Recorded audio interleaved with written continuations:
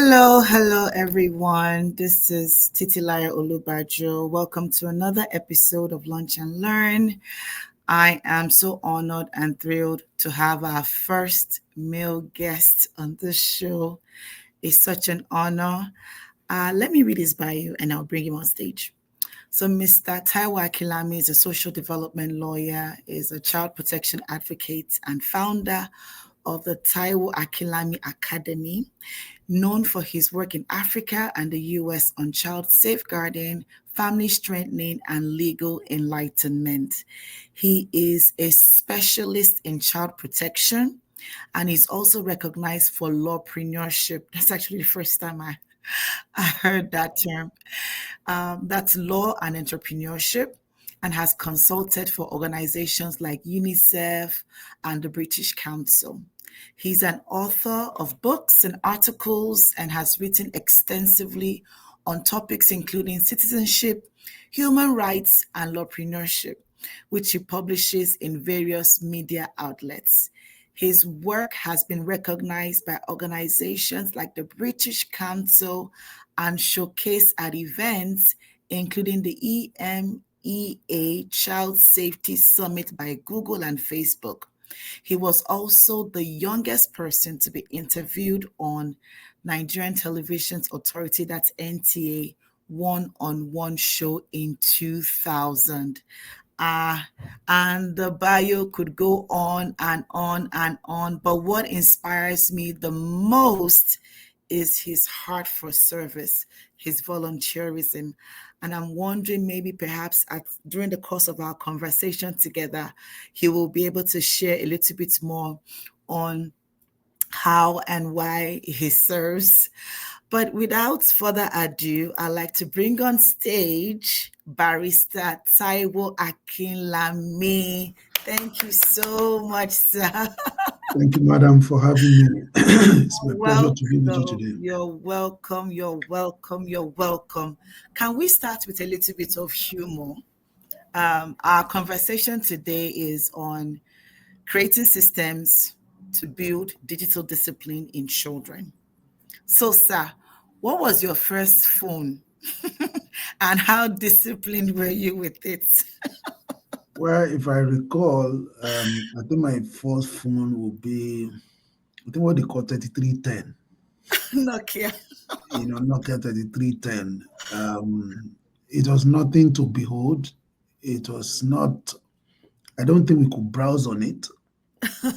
We could just receive calls, receive text messages.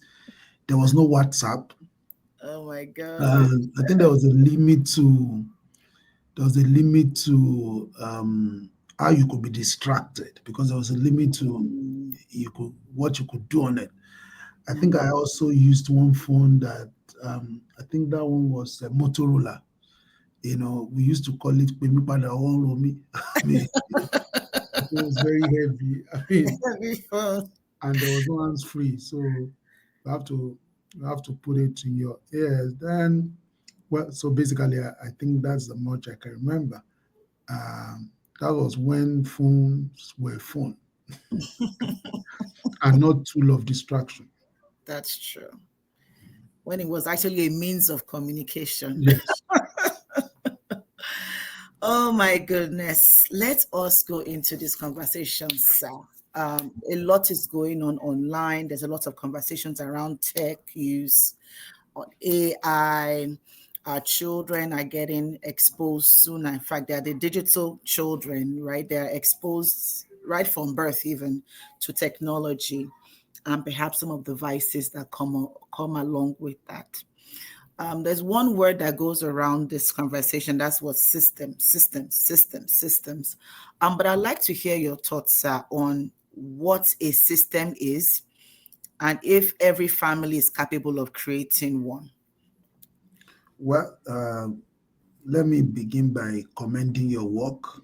I mean, for putting these conversations out there. Whatever conversation that is not hard will not be hard.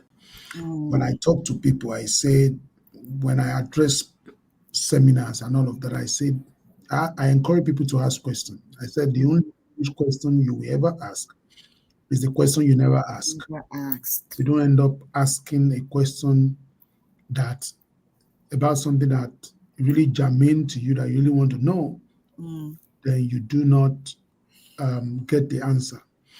So for me, conversations are the beginning of mm, everything.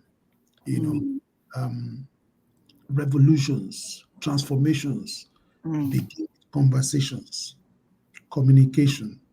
And so that is why I do not take for granted the opportunity to speak concerning this issue. I think the first thing we need to think about before we think about system is why system. Because when the purpose of a thing is not known, like Mm. Dr. Yes. Miles Monroe said, of blessed memory, abuse is Yes, inevitable. it is. Systems are a means, they are Mm, not an end. And so when we don't know the means to which we are directing the system, then the motivation will not be there, right? mm. And so for me, I think I like to start every conversation on the positive side, Okay. because positive reinforcement achieves positive behavior. Mm. Negative reinforcement achieves negative behavior. That's right. Um, what you behold, you become. What you say, you become. Mm, There are two ways of becoming: what you say, what you behold. That is the denominations of someone's destiny. mm, And so the challenge a lot of times is that when we talk about um, online issues, digital world, the most conversations begin with fear, yes. things that could go wrong. And I felt that that is not right. Okay. We need to talk about first the opportunities online, Mm, digital opportunity, the yes. opportunities of the digital economy, Yes, sir. adults, for children, for families, for nations, for organizations, for corporations. The digital economy comes with a lot of blessings. Mm, I'm interested in those blessings. You see, the way it works is that because it comes with a lot of blessings, hmm. because it's an advancement, Yes, sir.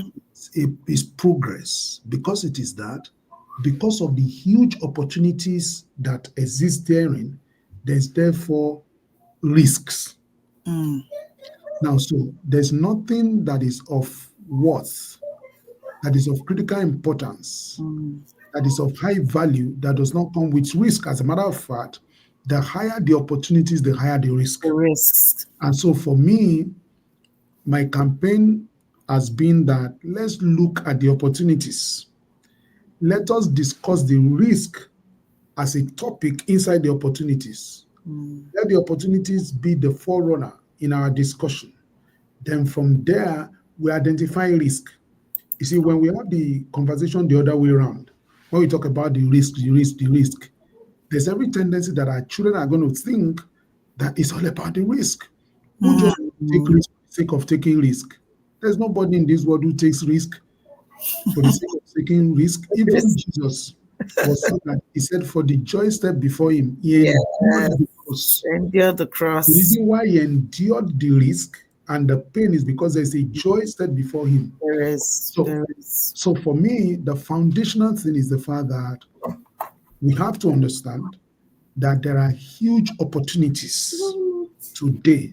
No, and the way to look at it is that the biggest organizations today Yes, sir. that are making the biggest money, they are in the digital space, Hmm.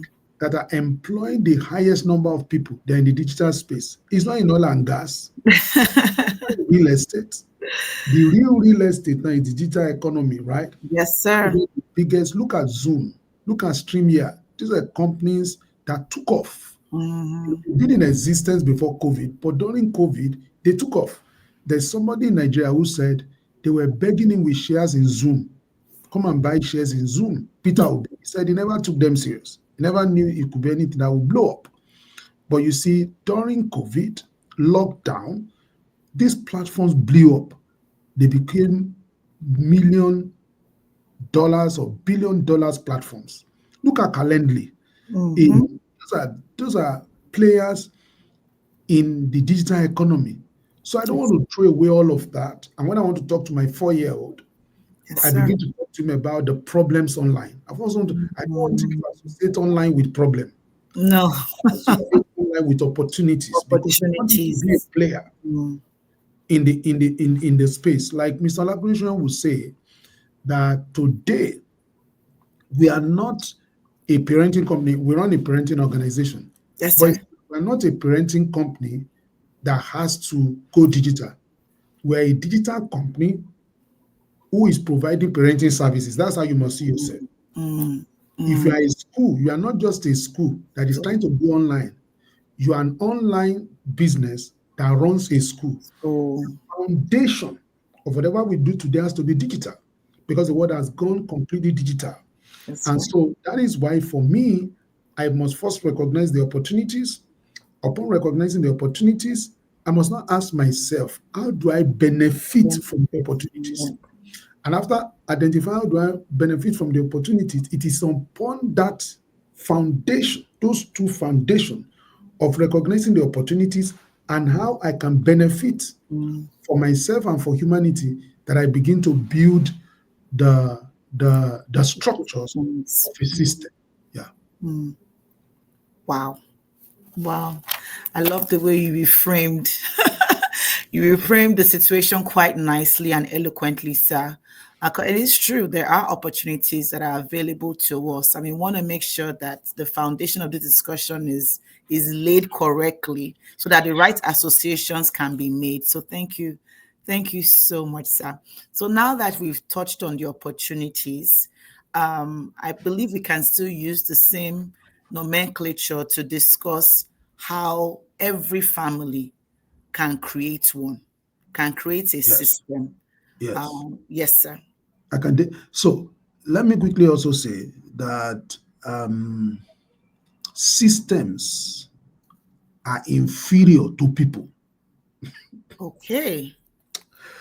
So Okay. people overrate systems, Mm, right? Systems are critical, but there's no system that cannot be circumvented by human beings. mm, Human beings create system. I see. Human beings circumvent systems. Mm. Human beings bypass. There was a system of security in America before 9/11. Some 19 Somebody. people circumvented it and they ensure that Mm, something went on. So since then, America reorganized its system, right? But again, there are instances where you see someone that the security officer, the security apparatus are following up, they lose sight of him. Before you know it, it goes to wreak havoc somewhere. So there are limits to systems, right? mm, mm, Because so we need to recognize the fact that systems cannot be perfunctory. mm, System has to be under constant tweaking, mm, review of human beings. mm. Now, so what really drives system is values. Values. When you talk about values, you're talking about human beings. Mm, Because you see, if I have a system in my home, I call it the system of discipline, but it is laden with rules and regulations. I tell my son, don't do this. This is what you must not do. This is what you must not do. Now, the system of discipline can be in place, but because there's no value driving it, then the system is going to be useless. mm. So today, I started by talking about culture, Yes, sir. human commitment to a cause. Now, so I now talk about culture and system simultaneously, Okay. right? There has to be value birthing and running systems. Values has to birth and run system. And let me give you a quick example. In Nigeria, we say we have a system of government. The Okay. problem is not with system. Mm, How far has it taken us? The same democracy they are talking about in the US that they are talking about in Nigeria. That's true. right? It's the same democracy. There's no African democracy. No, sir. There's Nigeria, there's democracy. The same democracy they are practicing in the UK as a parliamentary system, the same democracy they are practicing in America, the same democracy they are supposed to be practicing in Africa, the same democracy they are supposed to be practicing in Cameroon, where a 92-year-old man just won another 7 years of election. Now, all of these terminologies make a mess of what you call a system of government, right? So for me, I'm interested in system, which speaks to three things. When you talk about systems, you must first recognize that system speaks to three fundamental things. Number one, goals or set of goals. What is Okay. my goal? What's our goal? I'm trying to achieve. That's number one. Number two, who is responsible for what? Because system is like running a race. Yes, The sir. party moves from one person to the other. Who is responsible for what? Mm. Number three is what is each person responsible for and do they know it? That is how you bring balance to the system. In Mm. my home, we have a system of parenting. Now, my wife and I were married for 15 years before we had our first child. So we have a system of parenting. And number one is the fact that my wife and I have been able to agree on the value system that will drive our family. Yes. Upon agreeing on that value system, we have a goal, set of goals. What do we want to achieve? We want to achieve a harmonious home that is comfortable, that is conducive to raise a child. And so if that is the goal, that is the goal, right? So Yes, what sir. kind of system do we need to create? Now, who is responsible for what? What are the things that are critical to us and who is responsible for it? For it. So we recognize who is responsible. Then what exactly, when is there balance in the system? There's balance in the system where myself and my wife know our roles in the lives of our children, or in the lives of our son. And so there's no confusion, right, in raising him. So for me, so in creating a system, therefore, we have to look to goals and sort of goals. But the foundation to goal or set of goals is our own values. It's the Then right. from goal or set of goals, we move to what who is responsible for what in that goals or set of goals, who is responsible for what? Then we move from there to how do we begin to implement what each of us is responsible for? And that takes us back to training, takes us back to values, it takes us back to training that helps us to understand that, okay, this is what we represent, this is what we are for. And this is how we arrive at where we are, and this is how we tend to go to where we are going. I don't know if I'm saying a whole lot, right? Oh, I'm following, sir. This is good. That is how we arrive at that. And system is not static. System Dynamic. evolves, is dynamic. Things, as human beings, there are things we are going to overlook because we are human. And some of these things are the things that will be revealed to us as we continue to consciously engage the system, right? And that is why the system in my home to protect my children or to communicate to them the opportunities online is different from the system in your own home because there are two dynamic homes. For example, in my home, we have one child. Are you getting it? Yes, sir. In some homes, there are no children yet. In some homes, there are more than one children. In some home, there are triplets. In some home, there is a gap between the firstborn and the lastborn, maybe Yes. 7 years gap, 8 years gap. These are dynamic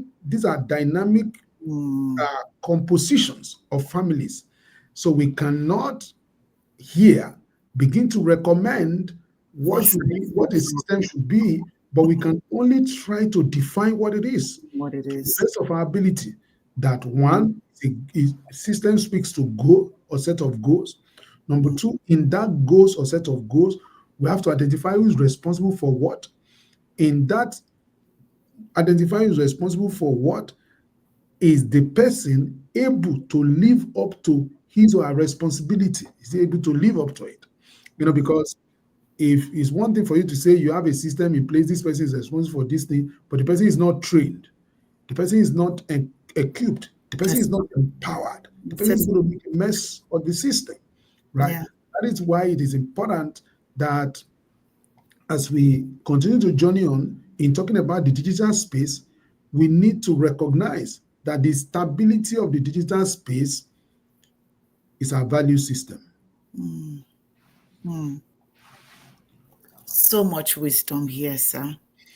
And I believe our audience are taking it all in and thinking about how that plays out in their individual family units. And I love the fact that you've already started answering my second question, actually, because you touched on some considerations we should have in mind. You first of all talked about, hey, let's flip the script. Let's talk about opportunities. Let's associate digital age or economy with the opportunities that it presents to us as a family to thrive. And then the second piece is, oh, there's no one size fits all when we talk about systems building. But if you would layer that for us, um, I've used this expression before. I think that I'm not the originator of the idea, and I don't remember who the originator of the idea is. If there are no boundaries, even in the land of opportunities, um, errors could be made. I think Proverbs 28:19 or 29:18, I forget which one, talks about, when there is no revelation of God, people stumble upon themselves. When there's no vision, my people perish. That's another translation states. So even in the era of opportunities and risks and the dynamism of systems that you touched on, are there some additional considerations that parents really should have in mind? We don't want a situation whereby, hey, like, the nobody will go to bed with their doors wide open, their windows wide open. There still needs to be some safeguards in place. So what are some considerations that we should have in mind when we're trying to set Okay. boundaries or Okay. limits? Yes, sir. Okay. I can emphasize the fact that there's a Tesla car, right?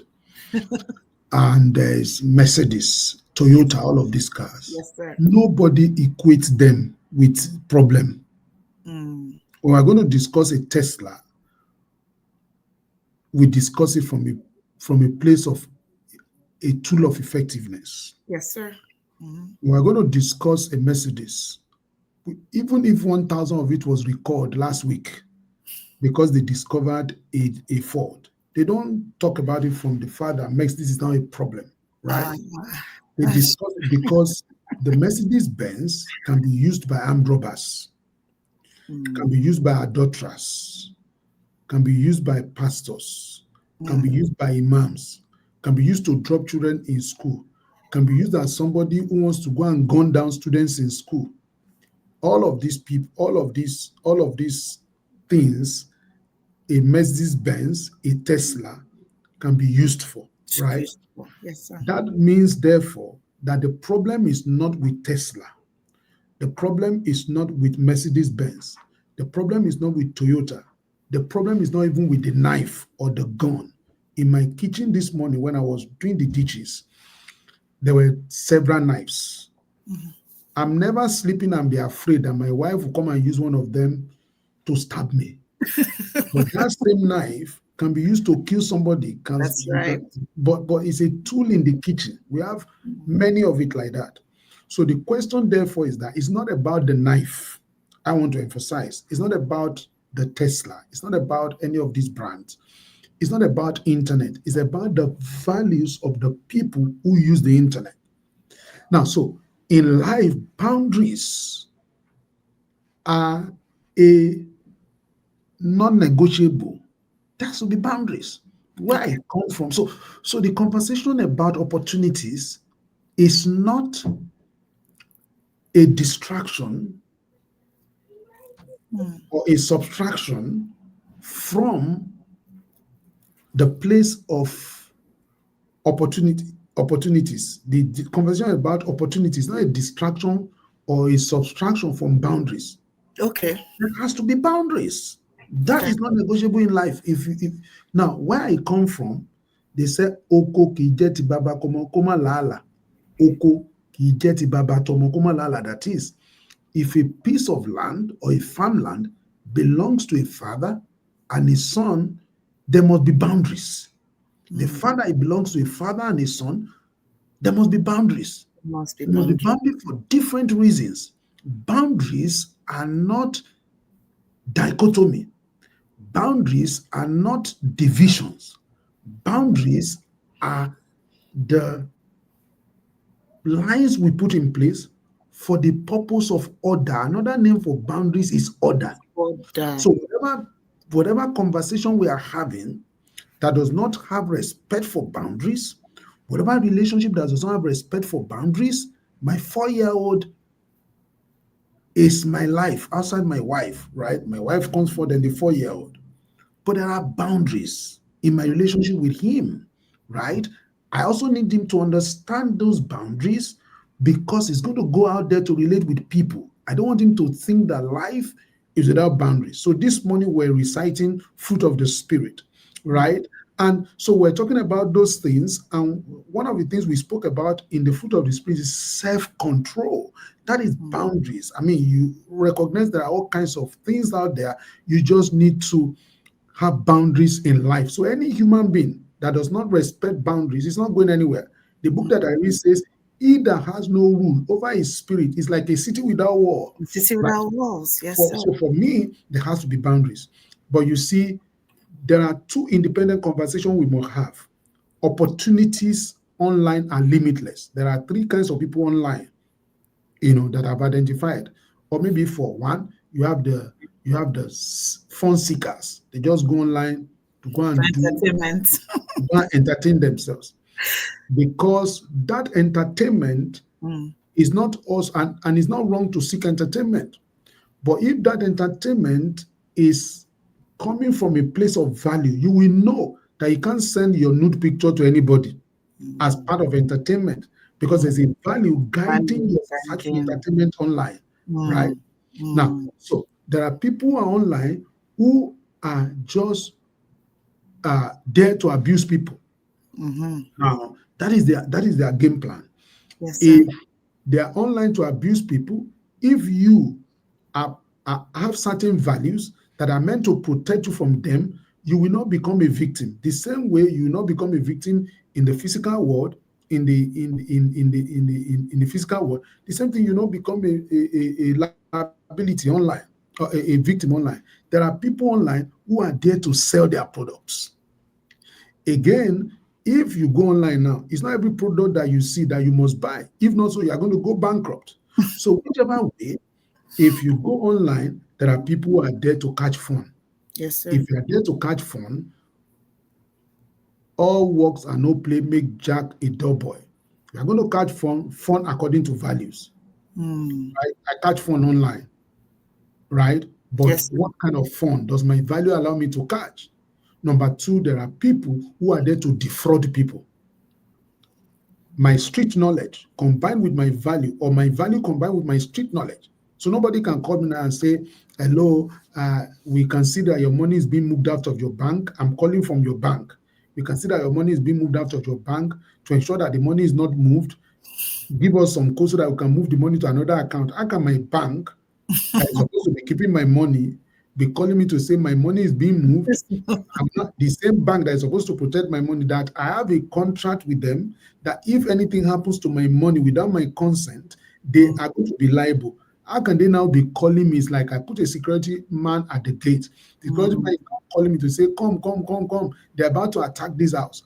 I'm going to tell him that, why are you at the gate? It's like those who are responsible for protecting a home, or protecting a city, or protecting a country. Something is not happening. They're now calling Mr. President. Mr. President, please, can you please come to the to the border, or so that you can come and show us how to protect the territorial integrity. What the president does is to give orders. So if anybody calls me to say that my money is being moved out of my account, I need to quickly move the money. They will help me to move the money. I'm going to tell the person, get out of my phone. Are you getting my point? So what I'm trying to make is that boundaries is in the DNA of our daily behavior. It's not something we are going to All we need to do concerning boundaries is to communicate it to our children. And let me tell you, madam, Yes, the sir. only way we can communicate values or communicate boundaries is to exemplify it. If Mm-hmm.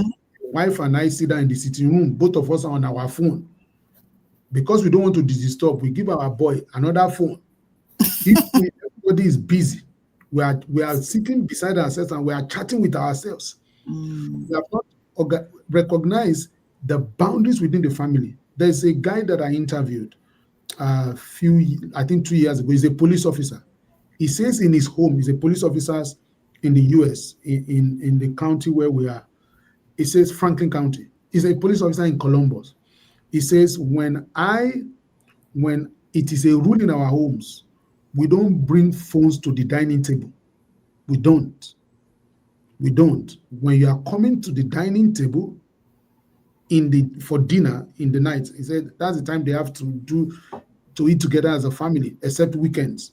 You don't come with your phone. You drop Mm-hmm. it somewhere. Number two, in his house, you don't go to your room with your phones. These are boundaries. These are things that are critical. Now, those things are not in place because of the danger online alone. They are in place because boundaries is part of life. So Yes, whether sir. you're in the physical world or you're in the digital, so boundary is not something we discuss because it is something we have to do for digital. No. Let Mm. me tell you, madam, if you are somebody who does not understand boundaries in life, you're not going to do it online. You're not going to do it in the digital world.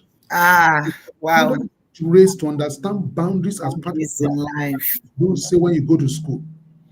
So there's no boundary for online, different from boundary for life. When we are Mm. talking to children, there's no such thing. When we want to dichotomize it, online, this is the no. You must know that when you are talking to somebody, you need to give them space so that you don't spit on their face. That you need to know that when you are in school, you don't go and put your mouth in a matter that does not concern you. Concern you.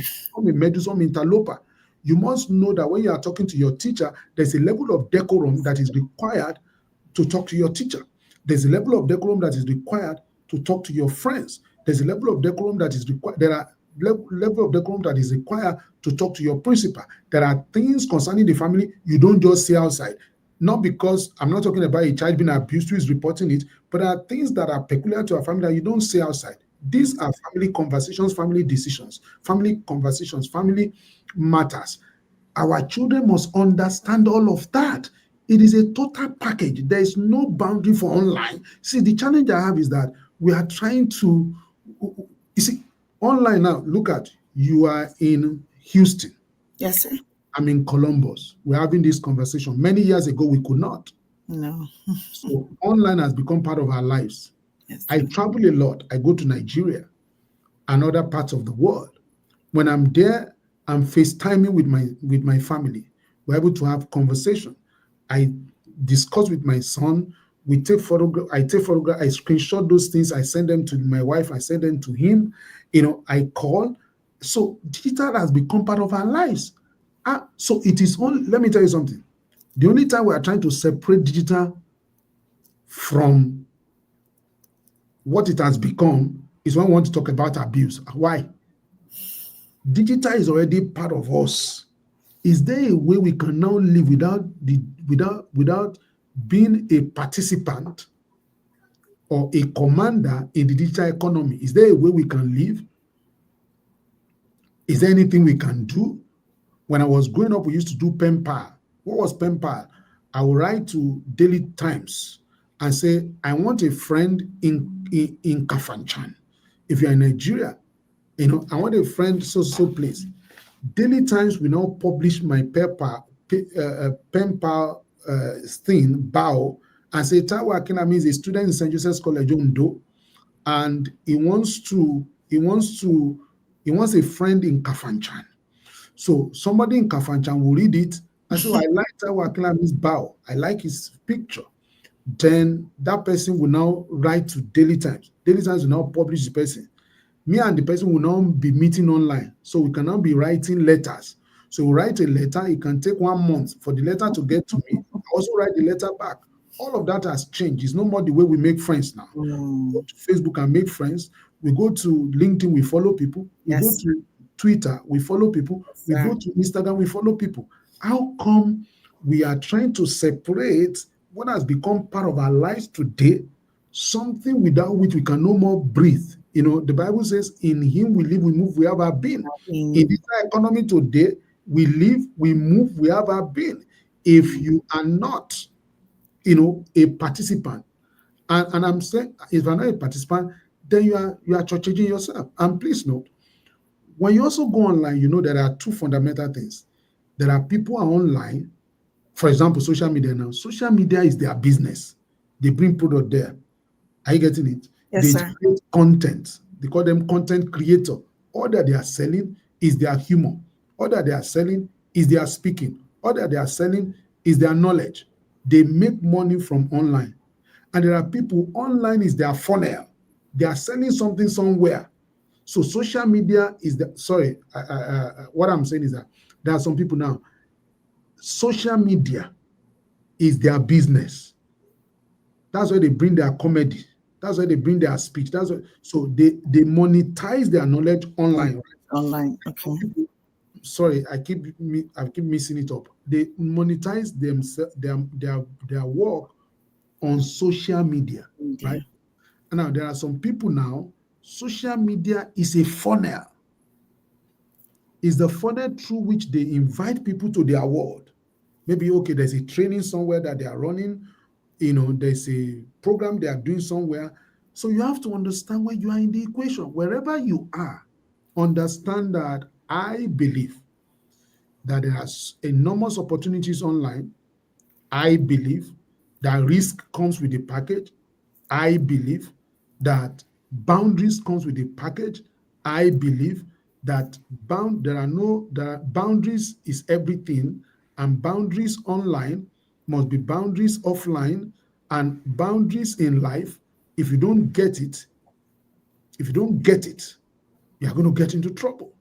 So if I let my son understand there are boundaries in conversation, you can't just tell me to send my nude picture and it now becomes sextortion. Now, so my son must understand that there is no conversation you can be having with any living human being on earth that will warrant you sending your nude pictures to the person, not even your nude pictures, any picture in the first Yes, instance. sir. And so, if somebody is not going to ask for intimacy, does the person want to do with it? Do with it. The purpose of a thing is not abuse; it's inevitable. So, Mm. so I can't be in school now. You say I should just open my cloth and in school. I'm not going to do that. If I'm not going to do that, why are you asking me to do that in a private conversation? Mm. They need to understand that. They need to understand the value. Now, somebody says, okay, I've now shown you the picture. Somebody says, I'm going to show it to the world. Our children must understand at what point they must ask for help. Okay, you want to show it to the world. If there is a relationship between us and our children and they can talk to us, now they've goofed and they know that when they come to us, we are not going to condemn them. We are going to say, okay, what do we do? They're going to come to us and say, Mommy, I've done something. No, but I show my picture. So the person said they are going to reveal. Then you're going to say, don't worry, what are we going to do about it? And you're Mm-hmm. going to begin to see how you can solve the problem. But when our children don't first understand their boundaries, number two, when they share those pictures, they don't see us as family. Family is familiar. Mm. That's another word. And they know that, well, I've goofed. I've shown my picture to this boy. I've sent my picture to this girl. I should not send it to.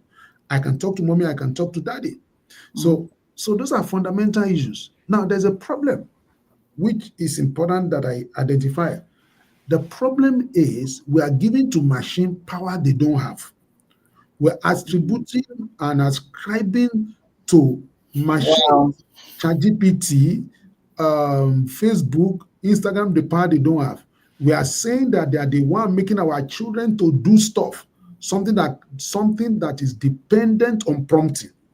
Now, there's no way if you wait from now to tomorrow, there's no way we are going to be on this stream yard if I don't show up. Hmm. I'm only able to have this conversation because I showed up. That's true. So they That's agreed. If I don't come, StreamYard will be useless. If I true. come here now and you are trying to get me to talk and I'm just looking at you and I'm answering you in monosyllables, nothing is going to happen. The conversation will not go on. How come I'm going to blame StreamYard now for anything I say on this call? I'm going to say StreamYard made me say it.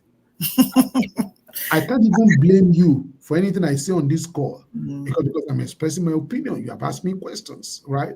And Yes, sir. so whatever I'm saying right now, I own it. So how come I'm not going to say that the reason why something happened to my son or happened to my child is because a tool, a platform encourage it? And please note, by that I'm not saying we should not hold digital platforms accountable to be Table. more humane, to be more responsible, to Yes. understand that, to pay attention to the things they are doing. But this is the challenge, madam. Advocacy does not raise children. If you are doing advocacy, it may work, it may not work. But this is a child under your roof growing, moving on in life. So if you focus all your attention on advocacy, what ChatGPT is not doing right, what Facebook is not doing right, what WhatsApp is not doing right, and you want to use that advocacy to raise a life that is in a state of life, in a stage of development, you are just going to cause trouble. So the fundamental thing is that I know I'm an advocate. I've been an advocate since I was 27 years old. I'm 55 years old now. So I know what it means to be an advocate, right? I'm recognized by the American government as a person of extraordinary ability on the basis of my work and my advocacy. So my Yes. advocacy is not at a small level, it's at the highest level possible. So I can tell you categorically, I'm an advocate and won't use advocacy to raise my son. Mm. No, advocacy is for appealing to the minds of people that something will happen, appealing to authority, mobilizing people. It may work, it may not work. Since when did they want to stop slave trade? How many years did they take through advocacy to stop slave trade? So if you want to say, okay, I don't want to enslave anybody, you want to wait until the advocacy for slave trade stops. No, if you don't want to enslave people, there were people then in the midst of as the advocacy was going on, they were early adopters. They said, well, I'm done with this slave trade. Yes, sir. Whereas people, they waited for their hand to be forced. So for me, I can't raise my children through advocacy. I don't need ChatGPT to get it right. For me to get it right with my son. Now, I'm going to advocate to ChatGPT should do the right thing, right? I'm going to advocate that Facebook should do the right thing, but I cannot rest the destiny of my child on whether Facebook is going to behave or it's not going to behave.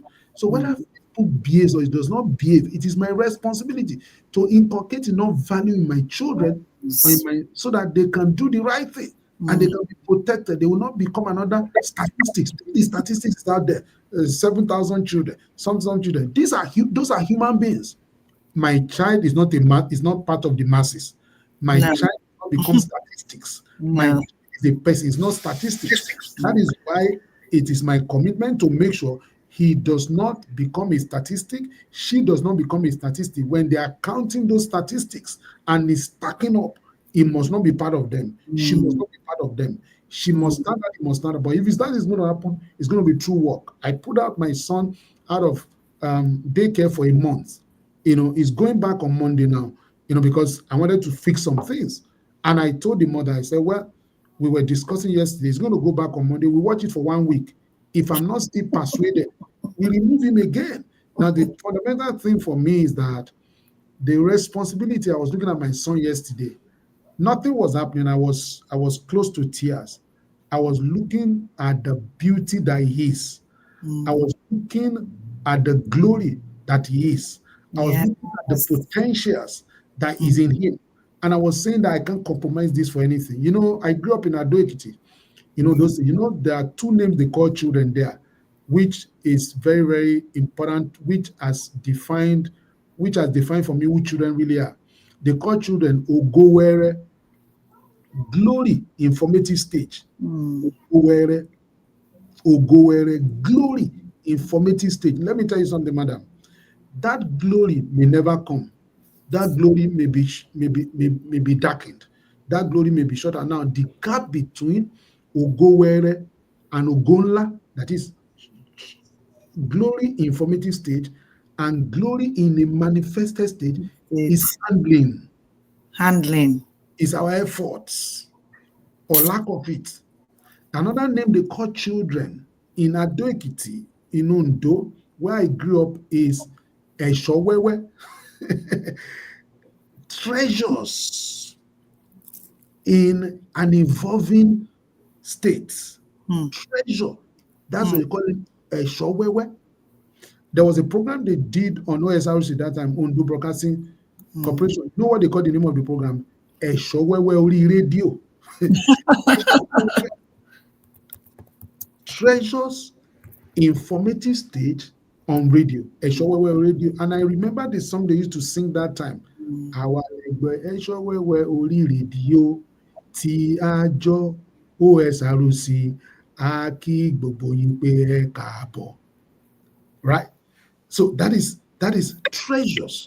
So when I look at my son, I see that glory. But let me tell you something, madam. Whether that glory is going to manifest or it's going to become darkened, it depends on my effort today. Now, when I look at my son, I look at him as that treasure, Eshowewe, that treasure easy to manage, easy to handle, is in a formative stage. Madam Montessori says absorbent mind, right? And so when I'm looking at him, I'm looking at whether it's going to become a treasure that is going to manifest like the raw gold Mm, and the refined gold is dependent on my effort. So mm, I'm not afraid of online, ladies, madam. I'm excited about the opportunity that online brings. I'm not one of those people who will go and cook up lies to say the children of Mark Zuckerberg they don't use gadgets is a lie. The children of Apple they don't is a lie. There's no such fact anywhere. As a matter of fact, what we have is that people like Zuckerberg has granted interview to say their children are their children use online with boundaries, with control. They don't just release them. And that is what everybody should think about. And I yeah. don't think it's peculiar to online. Boundary is part of life. There's no special boundary for online. Mm, Boundaries are part of life. You don't have boundaries, you don't know when you take your child somewhere, are you going to eat or you're not going to eat? You've trained your child to know that when we go out, we don't eat. If that is the values of your family. Now, so you don't get there and they asking your child, is he going to eat? And the child is looking at you to approve or to disapprove, right? Say, mommy, mommy, mommy, or he's not saying so, he's just looking at you. But if you've taught the child to say, let me tell you something, it doesn't matter whether you're angry or not. These are the reasons we don't eat out. These are the reasons we eat out. The child understands that. If the child does not understand that one, he can understand digital now. My goodness. So, sir, let me ask this question. Two things came to my mind when you were talking about the emotions that came up within you when you were looking at your son. And I realized, and permit me to use this expression, that I don't think any teacher can see your child the way you see your child, can see that ogo the way we behold our children. And in our conversations about risk, boundaries, opportunities, you talked about handling. All three, all three aspects of our discussion today has been hinged on values. But there seems to be a disconnect because, especially even in the faith community, we talk a lot about values. We talk about it's communicated, but there seems to be a gap. It's not internalized, even as parents, not to talk of having the child to follow through as well. Parents talk. So, how do we even address this? If all of this is hinged on values, how do we even begin to set things in order again? Well, Yoruba says, "Ohun tó wuni ló ń pọ̀ lọ́la ẹni." And I find the equivalent in the Bible. Where your heart is, where your treasure is, so shall your heart be also. So the question is, what is important to you? You do what is important to you. There's an example Mr. Lawrprenuership used to give many years ago. The reason why you don't eat sand is because you know sand is not food. Nobody can convince you otherwise. That's No right. matter what. The reason why we wear clothes is because we know we can't go out naked. To go out naked has a general societal interpretation anywhere in the world, whether you are in the zoo whether you are in America, you are in the UK, if you go out naked, you know there is a universal interpretation that is going to be given to that expression. You can't say I'm just free. I don't send anybody. Well, they will send you. And the one that does not send them, if you go out naked, they will send you because they will send you for the sanity of the community and the sanity of the society. They have to send you, right? And so for me, the foundational thing, therefore, is that we have to come to a place where we recognize that what matters to me, the only thing that is going to last in this life is values. So if values is important to me, how do I inculcate it in myself? And how do I exemplify it to my children? Our children our children are either beneficiaries or casualties of our examples. And so it's about the things that we do routinely. It's about the things that we exemplify. It's about the things that we do more than the things that we say. In the book that I read, it says, all that Jesus began to do and to teach. Began to do and to teach. And to teach until the day he was taken up. All that Jesus began to do and to teach is about what you begin to do. And what you begin to do is informed by the things that are inside of you. From the abundance of the heart, the mouth speaks. By their fruit you shall know them. Now, so the fruit you show is a function of the content of your character, is the content that you have inside of you. That is what determines the fruit that you show. So for me, values are not tough. You know why I say it's not tough? No. He said your commandments are not grievous to follow, because not to follow them is very costly. I'm 55 years old man, been married for 19 years. I got married when I was 36. So I've been married for 19 years. And having been married for 19 years, if I die today now, there's no secret to be discovered. My life is a plain book, right? In my home, in my family. So I don't get a call from my wife and be wondering whether she has discovered something, whether something has happened. No. So when you live a simple life, simple in the sense that there are no complications. There are no complications in the sense that you are not, your life is plain. Now, it doesn't matter. You may even be living that kind of life, and somebody may not believe you. Somebody might think you are hiding something, But the foundational thing is that you know that you have nothing to hide. A clear conscience fears no accusation. You are not living in a way that, if they find out, if they discover, what is it that to be discovered? So for me, living a value-based life has been very beneficial to me, right? Very beneficial to me. I don't need to remember what I told you now because it is me. I don't need to now rehearse it. Now, you sent me those questions between you and I, madam. I didn't look at those questions. I don't look at them until now. I don't need to look at questions. As a matter of fact, I don't look at questions. As a matter of fact, when I'm invited to speak, whether in church anywhere, I don't prepare. I don't. If it's on these fundamental issues about parenting, I don't prepare because it is the life that I live. How do I prepare? What preparation do I make to live my life? I study, I read, because I'm not, madam. I'm not studying to speak. I'm not studying to be a parenting ideologue. I came from an abusive background, physically abused, sexually abused, emotionally abused, and neglected. I became a person of faith at the age of 27, and I was looking for solution for my own problem. In the course of looking for those solutions, I saw that the solutions were transforming my own life. And I saw that the solutions were transforming my own life since I'm a human being who suffered physical abuse, sexual abuse, emotional abuse, and neglect. And now I'm stumbling on some solutions that are helping me. If it could help me as a human being, I began to conclude logically that it could help others. So I was the first guinea pig in my own laboratory of change. And so having seen a level of change in my own life, it is my persuasion that these things that I'm saying, they can work for other people. And the truth of the matter is that over the years, they have worked for many people. So I'm not trying, I didn't try to be a parenting coach. No, I didn't choose to be, parenting chose me. I didn't choose to a child's right advocate.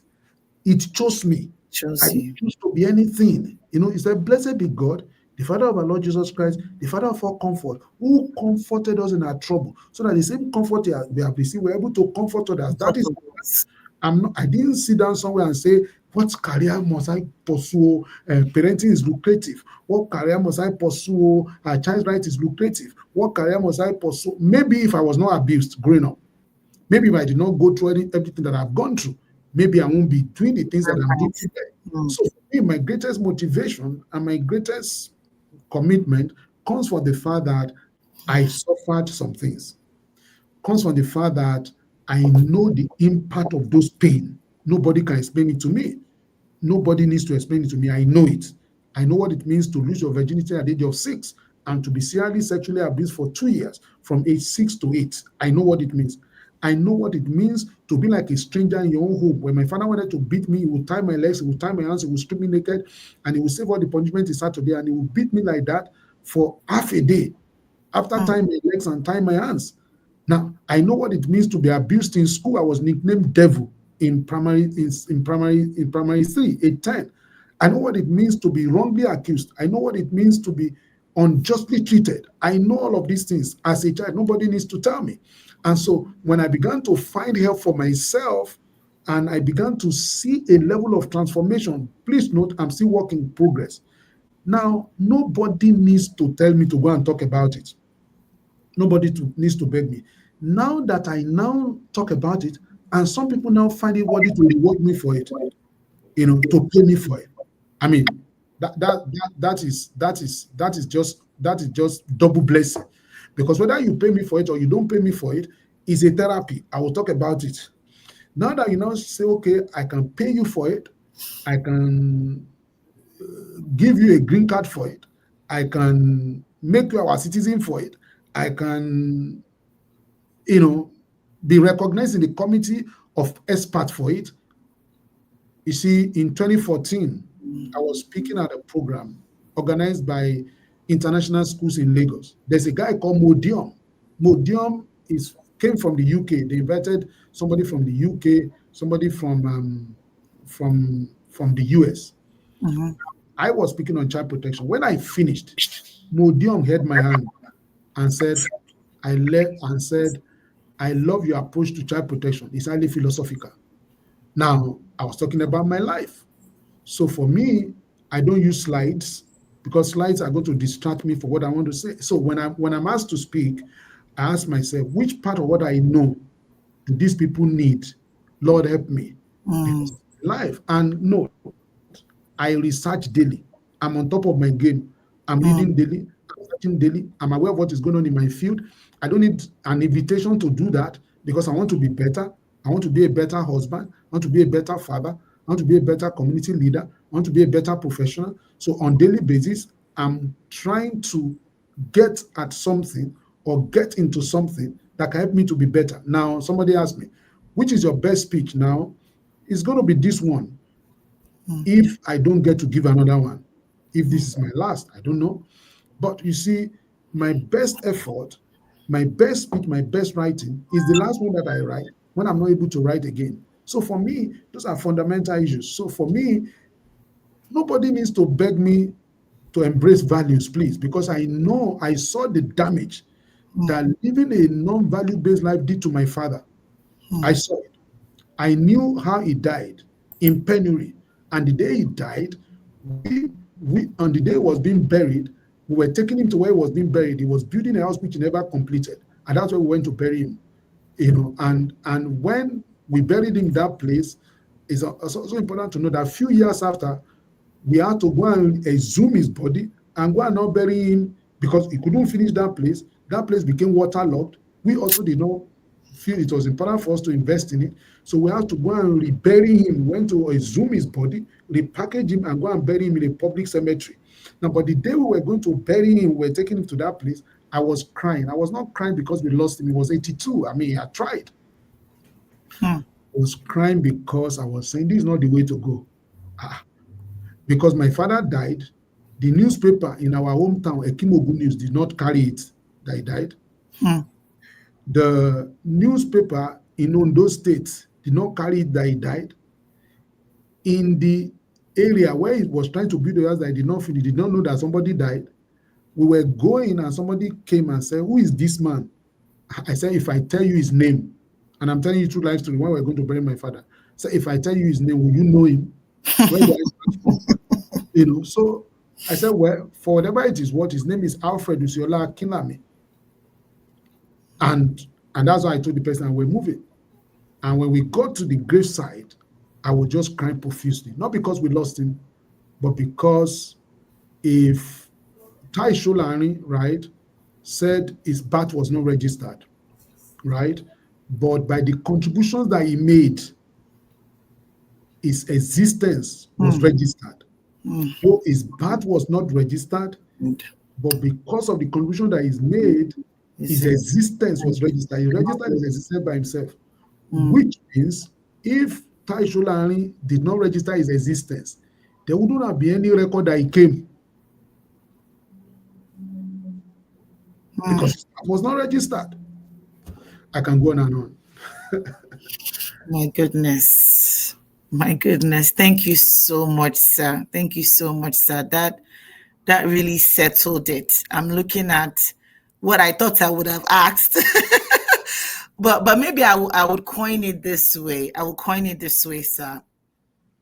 For parents that are on that journey of value building in the lives of their children and are experiencing some measure of success, there is this, and I don't know if this is the case for everyone, but there is this fear.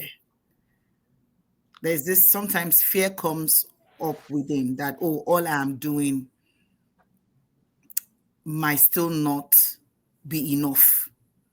All I'm doing might still not be sufficient for this child. Or sometimes the fear also stems from inadequacy, right? You're doing the best you can, you're reading, you're gaining knowledge, but you're dealing with a human being. A human being. And so maybe if I coin the question like this, what do parents do when the systems that they believe they have built and perhaps has weathered the test of time for some other people, they're adopting it into their home? What happens when it seemingly fails?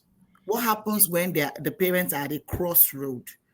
Where do we go from here? Well, madam, values don't fail. They don't. Okay. They are universal. See, madam, there's a value system or process attached to eating. So if your value is to eat healthy, that's is a value, right? Then there's a process. You first have to cook the food, right? Yes, sir. So when you are cooking the food, but your value is to eat right, you are cooking the food, you can't be fretting because there's a process to getting the food done. Are you getting it? So, madam, values don't fail, because when I'm talking about values here, I'm talking about universal principles that God has created to govern the affairs of this world. I'm talking about truth in its absolutism, in accordance with God's laws, right? They don't fail. This is what happens. The Bible tells us that train up a child the way he should go. It is when he's old that will not depart from it. Keep putting in, if you are sure that what you are putting in is in accordance with God's law. Now, one of the things we started teaching my son early is the fruit of the Spirit. Fruit of the Spirit, he knows it now. The one we're discussing fruit of the Spirit, the ones I was missing was putting it. Daddy, you have not mentioned self-control. You have not mentioned goodness. What about love? He was saying it yesterday. Now, he might not be able to understand it fully yet, not able to demonstrate it yet, but you see, the mistake we make a lot of times, we mistake what children understand. We mistake what children hear for what they understand. There are two different things. What children hear is what accelerates what they understand. Your child is speaking American English.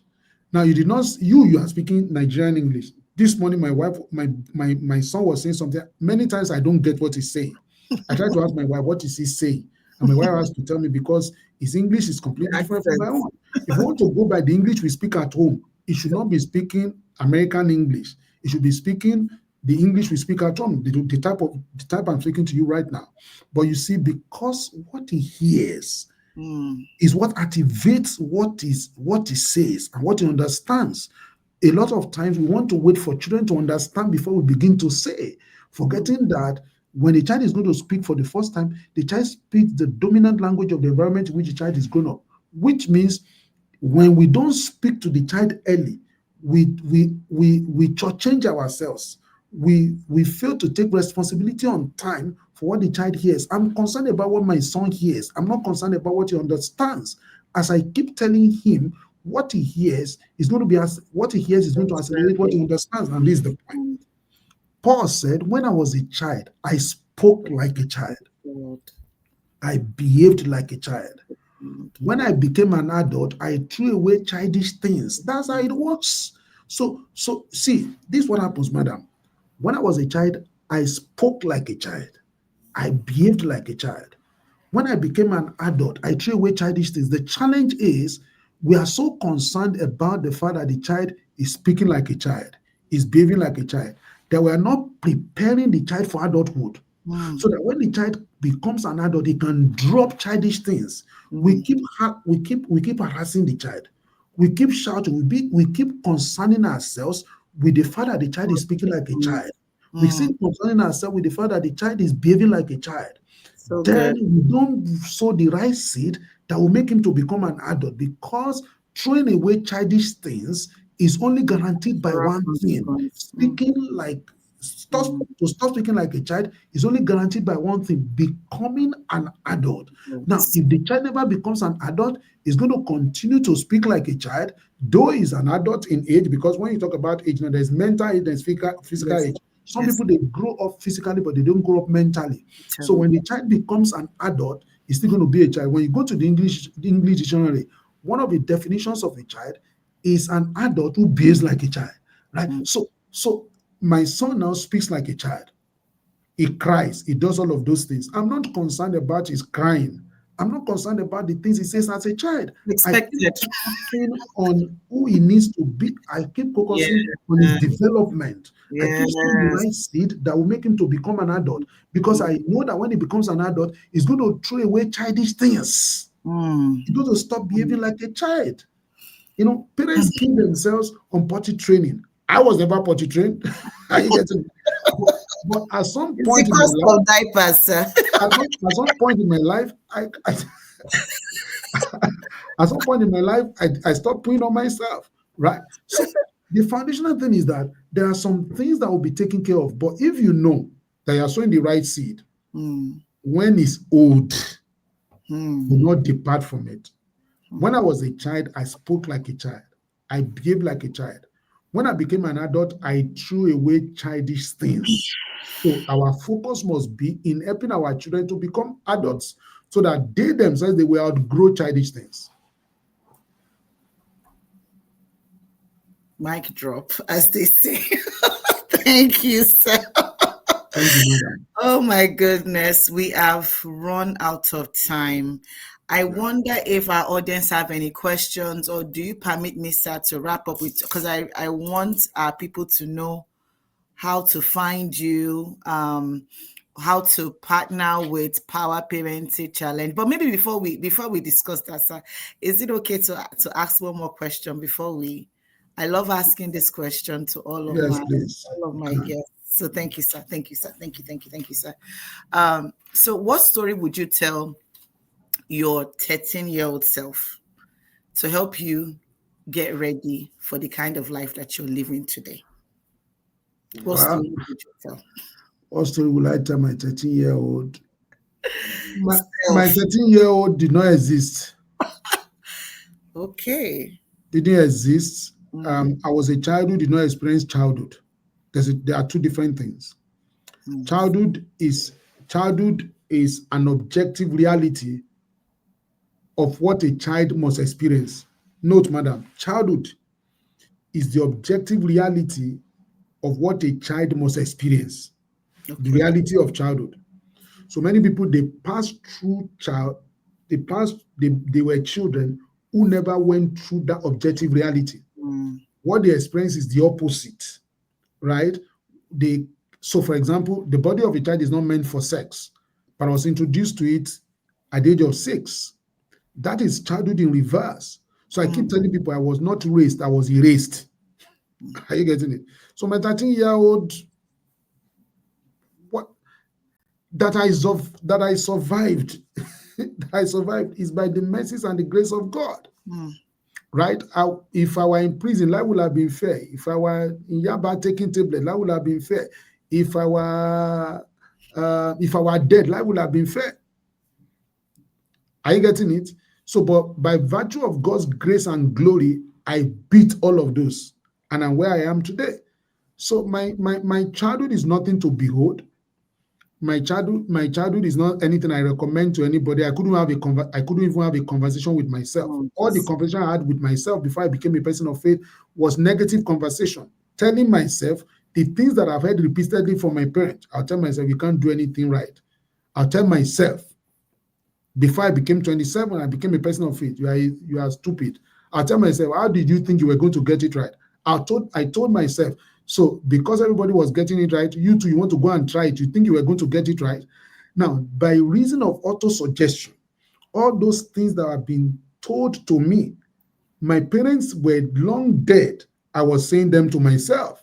I was no more under their care, but they put the machine, the program inside of me to continue to say those things to myself that they have said to me. And because those things have not become my identity, their words have become the mirror through which I saw myself until I became a person of faith. And please know there has to be a replacement. There was a replacement. I became a person of faith as I behold him like in a mirror and being transformed to his image, because there was a mirror that my parents held up through their words, the things they told me, the things they said, the way they said it.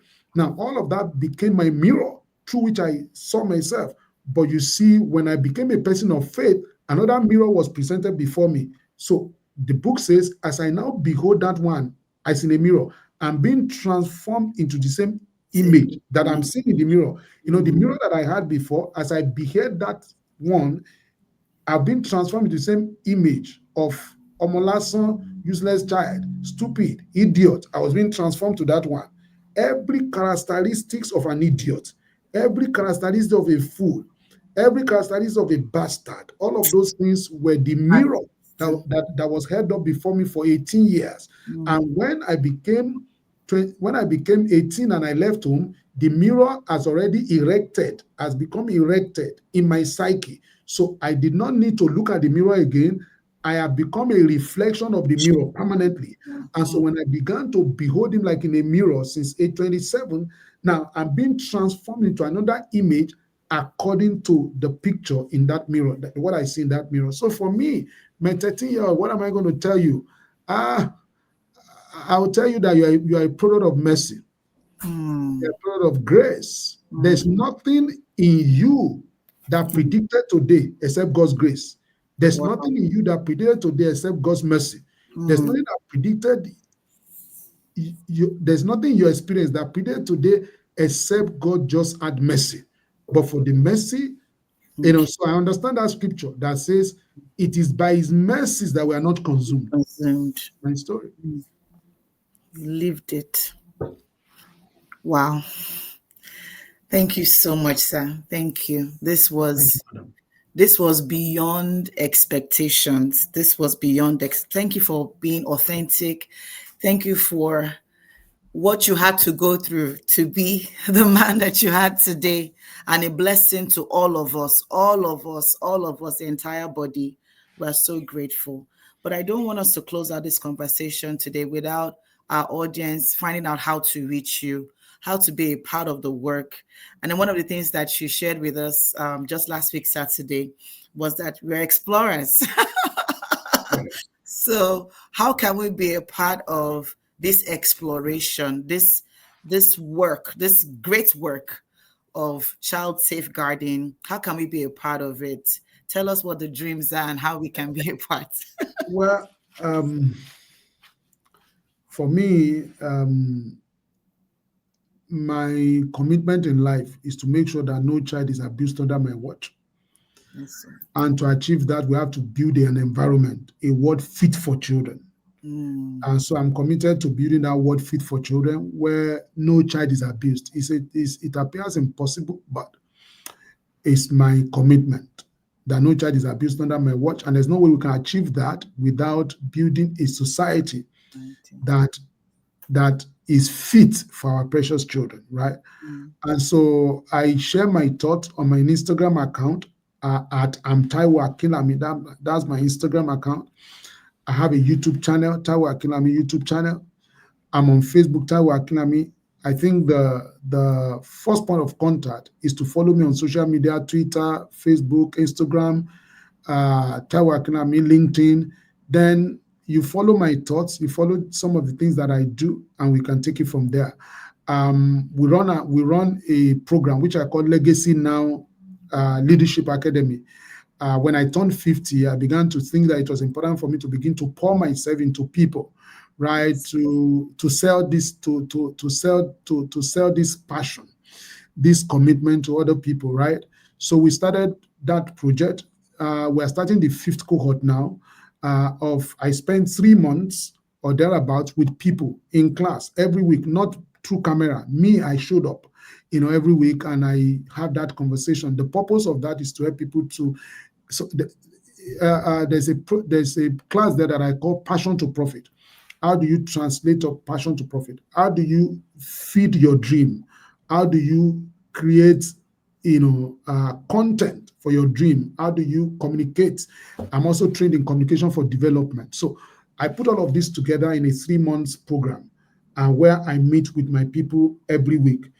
We have we have the 5th cohort now that's going to kick off this year or early next year. So if anybody is interested in that, you can just reach out to me, DM me, and you'll be there. There are awesome testimonies in that place. I share my heart. It's like discipleship program. I let out everything inside of me. There's nothing that is beneficial for me in my journey in close to 30 years that I don't share in that class, that I don't bring to help my people. So people leave that class empowered. They leave the class, engineered to do more. I mean the word engineering, engineered or re-engineered, to change the world. And so if you want to be part of that, just DM me and I will respond to you immediately. So that's how much I can say. Thank you very much, madam, for the opportunity to speak with your audience and the opportunity to talk to your audience about what we do. Thank you, sir. We are most grateful. We are most grateful. And I've dropped the links in the chat as well, so folks know how to find you. Thank you so much, sir, for an engaging, enlightening session. And I want to bid all of my audience good night, good day, good afternoon, wherever you're joining in from today. As you leave, take one thing. Take one thing. What are you going to execute on today? It might be as simple as going on Instagram and LinkedIn and following Barrister Taiwo Akinlami. It might be revisiting conversations between you and your spouse. What is really important to us? What are our values? Let's get clear on it. 2026 is around the corner. Actually, it doesn't begin January 1st. It begins with the choices that we make today. That's how the year starts off. So I bid you all good night with all of our love. Until the next episode of Lunch and Learn. Have a great day.